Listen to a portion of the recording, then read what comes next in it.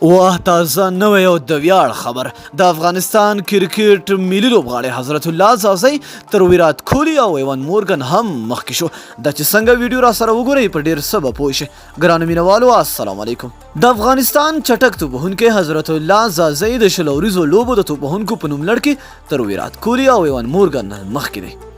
د کرکټ نړیوالې شورا په تازه درجه بندۍ کې حضرت الله ځاځي که څه هم تر خپل مخکینی مقام ښکته راغلی دی خو اوس هم هغه د 692 امتیازونو په لرلو سره په اتم مقام ولاړ دی او د هند لوبډل مشر ویرات کوهلی او د انګلستان لوبډل مشر ایوان مورګن مخکې دی حضرت الله ځاځي چې د تیر کال د آیرلینډ پر وړاندې چټکه توپوهنه ترسره کړې وه او په شل اوریزو لوبو کې ښه ځلېدلی دی د کرکټ نړیوالې شورا د توپوهونکو په درجه بندۍ کې 5م مقام ته رسېدلی و چې وروسته بیا 8م ته لاړه او ورپسې 8م ته لاړه خو نوموړي اوس هم د هند کرکټ ملي لوبډلې لوبډل مشر ویرات کوهلی او د انګلستان لوبډلې لوبډل مشر ایوان مورګن مخکې دی